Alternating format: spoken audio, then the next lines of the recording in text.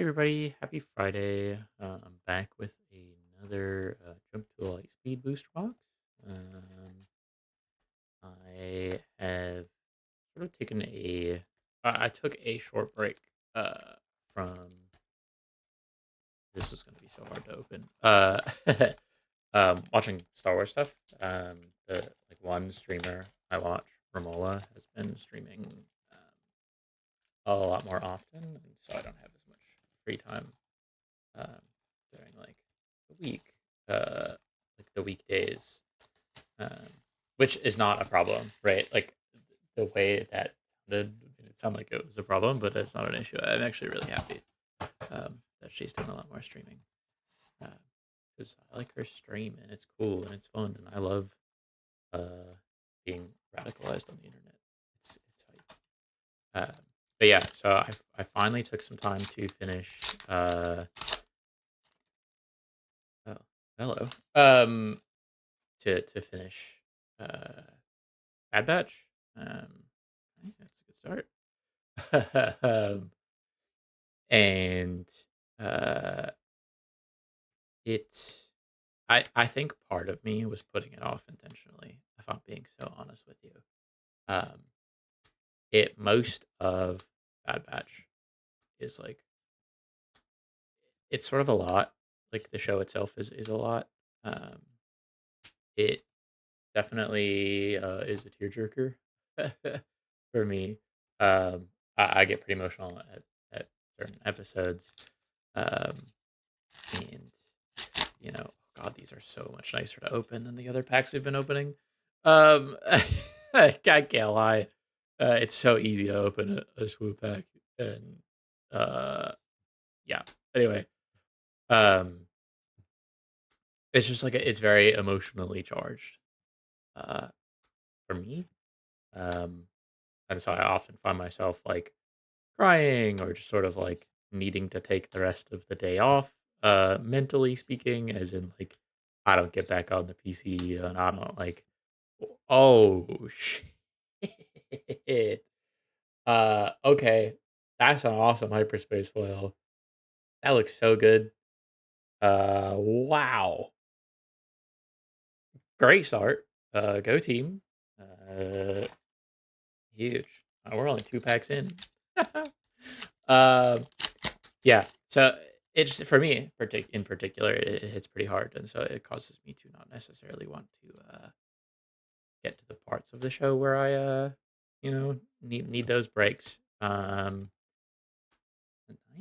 Uh, I don't know. I think it's probably partially like a self defense mechanism, but that's okay. It's not a super big deal. Because I did finish it. So now I'm gonna walk into spoiler territory. So I apologize in advance if you need to mute and just watch me uh, open the packs instead of hear any spoilers. But Bad Batch has been out for a while. And if you haven't watched it, pause the video right now, smile, and then come back. No, that's a little ridiculous, but you could. I just noticed that I think these packs are foil. Is that crazy? Am I crazy for that one? They are foil. Have I just never noticed that? Like and subscribe if I'm a complete clown. Well, yeah, true. Um, so yes. Anyway, so the parts that really get me are, um, I mean, just like the general themes, right? So like, uh, Omega has like these four chosen family members, right? Um, and even though one is like fighting against them for a chunk of it, she's still like, he's still our brother, right? Like that's what she says over and over again. He's still our brother. Like it doesn't matter. He's like it's not something he can control. Um, and even if it is, like we should still forgive him. Type beat. Because I don't know, maybe there's something like about like being young. You sort of like are more willing to forgive people and sort of give them the benefit of the doubt and sort of like I don't know. Young people, generally speaking, are a lot smarter than we give them credit for. Uh, and we are actively cooking their brains with like AI, but that's like a different discussion. But in general, young people are very like they're a lot more aware than we as like a society give them credit for. Oh, nice, got another hyperfoil, uh, which is like so strange. Um, but part of Bad Batch actually is like the older quote unquote because technically Omega is older than them in number of years alive, um, but in like aging, they are of course older than she is because yeah, that's just how it be. Um, so yeah, these like it, they have never really been around a child, right? And so for them, it's like okay, well, she's a child, like she's helpless, she can't do anything, blah blah blah. Which is of course not the case, right? Partially due to them like training her, but also because like she's not like children are not helpless. Some may act it, uh, or may choose to be like you know uh, lean more on an adult than their own ability. But that is, I think, and I have no scientific basis for this because this is not my area of uh, science or expertise by any means. I'm speaking out of my ass. However, um, to me, it just seems sort of like a nurture thing. Um, in that, like, some people just like don't give their kids the opportunity to like be um to have that space to like make those decisions and to like to fail, right? Um, I'm a big proponent of like, especially when you're young, having the opportunity to fail and you know experiencing some consequences, of course, because like there are consequences for not achieving the thing you set out to do. Whether that's I'm gonna have to sneeze. Maybe I can't tell. Okay, here it is. Okay, sorry. Sometimes you just gotta sneeze. But I muted in time. Hey, look, Red Squadron Y Wing hyperspace. Red Squadron Y Wing. Um, that's funny. Yeah. It, we as like adults don't really give many adults, I should say, do not give children the space to be like to have experiences that could negatively impact them. In the sense that like um, it won't like destroy their lives, right? But it'll like you know it- it'll make a, a difference positively because they'll experience like failure is not the end of the world and it's okay to be wrong. And I talked about this in my last video in the Yu-Gi-Oh box, but like there has been there's like a clear delineation and like the way we have raised people is like that you're not like failure is like or being tricked or being wrong or whatever is like the worst thing. Whoa, hello. Like the worst thing that can happen to you as a person for some reason. Which is not true. Um, failure is chill. Failure is normal. It's part of life. We live and we learn. It's literally a saying, right? I'm sure it's one of those quotes that is taken out of context, and there's like I don't know, like three other lines, right? Uh, customer is always right in terms of taste or whatever, but not uh everything else. Like it gets pulled out of context. Things, generally speaking, quotes get pulled out of context to like use for your own purposes, right? You're not actually you don't believe what they're saying. You're just like you found a line that someone said and you said, "Ooh, I can repurpose this to like be whoa, you can get I guess that makes sense. You can get foil where does this go in the pile? You can get foil pieces. Wow. Okay, I'm gonna put this with the regular foils. I'm processing that still. I don't realize that was a thing. So anyway, yeah. Uh, Bad Batch has a lot of this like, oh well, she's a child. She doesn't know what she's doing, but like it's clear that like she is very smart. She being Omega, sorry, is like very intelligent. Uh, Obviously, like emotionally, is sort of like very different from uh, the the four bad batchers. But like her heart is in the right place, right? She's very like I don't know, pure hearted. Um, like, she doesn't want to hurt other people.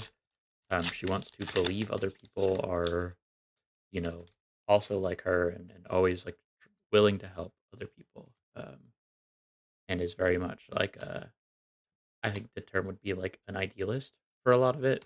Until she learns that like not everyone, of course, is like there to help her, and specifically when like you know she's being hunted right by the Empire. So yeah, parts of the show that really hit for me that typically take me out for a day or two. Tech dying, uh, I, that one hurts, you know. And like I, it, eh, even knowing it's coming, I still like fail to prepare myself every single time. Even if I like genuinely like sit there and I'm like, okay, I know this is about to happen. Like it's okay. It's a character in a show. These things happen. Blah blah blah.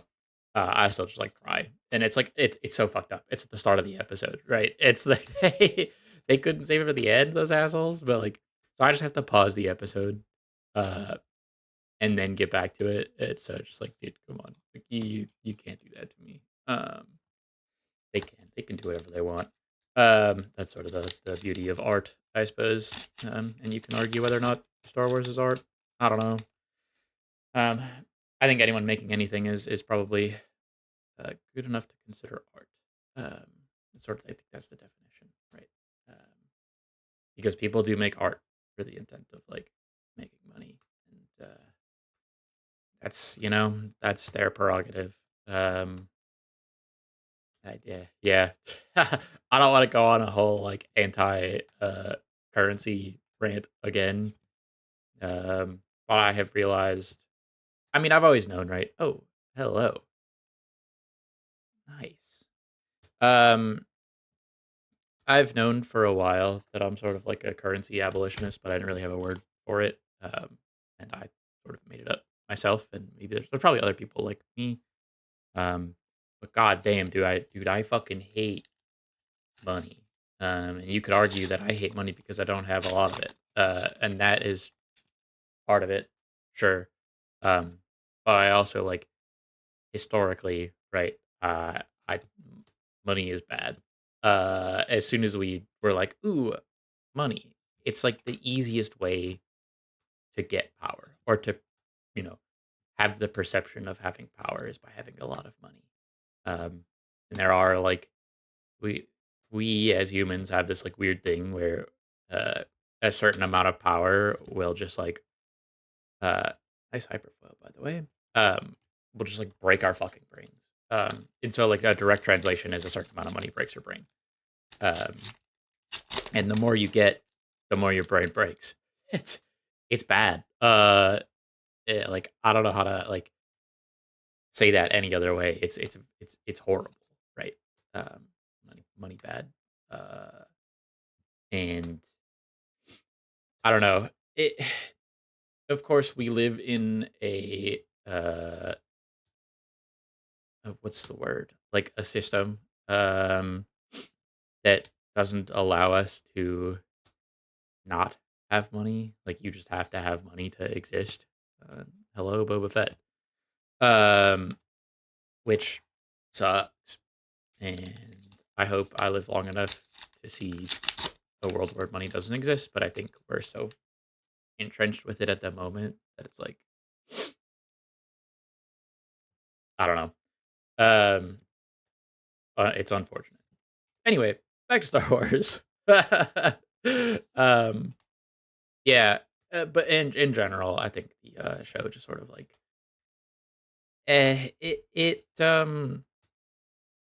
it's got a lot of themes that just sort of like make me sad, or like hit particularly hard. uh, in a way that make me emotional, and that's great. Um, like that's a good thing. I'm not saying this is a bad thing. It just can take time for me to get through this particular show. I can't just do it in one sitting. Um, with like I can with some other shows, right? Like most of the seasons of Clone Wars, for example, I could just sort of sit there and just sort of absorb it, and it's chill. It's fine. Um, nothing really hits until like the later seasons. When you really start to like Ahsoka and um, you know, get a better understanding of her relationship with uh Anakin and Obi-Wan to an extent as well. Um, but yeah, I don't know. Bad Batch just like hits you with that immediately. um, partially because you already know the characters, right? They out of their way to.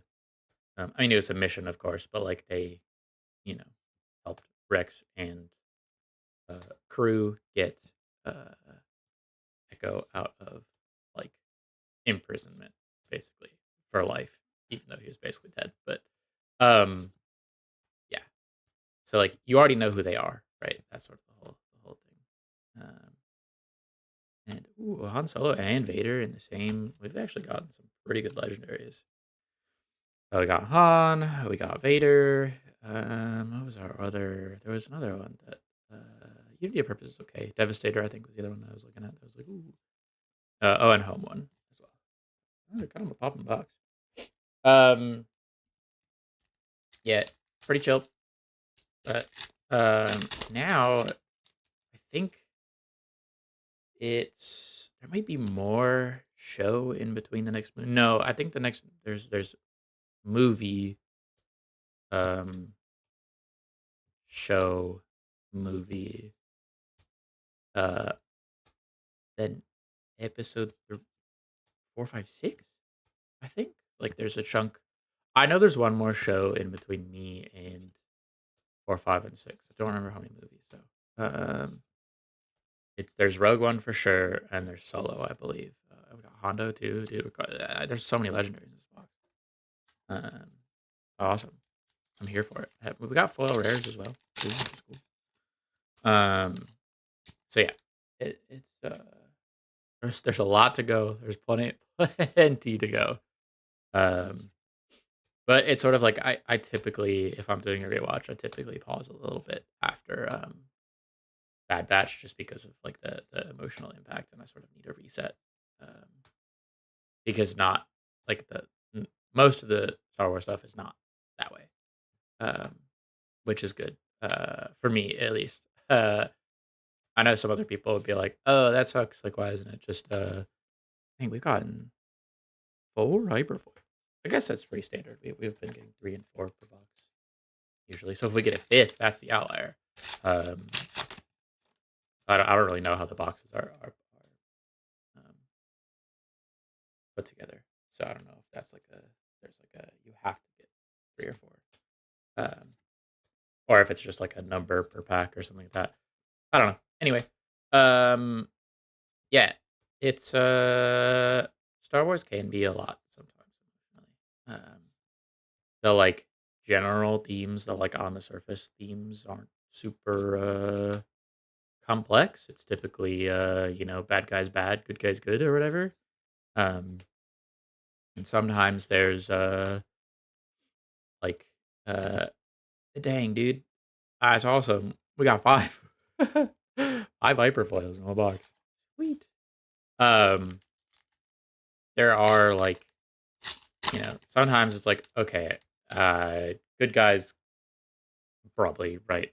The guys we have decided are good are also sometimes bad. Um, the one thing I will say that I like about Star Wars, it's not the one thing, but a thing I like about Star Wars is that it's uh, like violence as an oppressed people is okay and is good and is like it's justified. And I dropped fly casual. And we've got a bunch of these. We've gotten 3 rares, like 3 bases in the rare slot. Interesting. Um, Yeah. And whoa. Nice. We got Rio Durant. We got three and three. Go four. Ooh, okay. Yeah. It's very much a like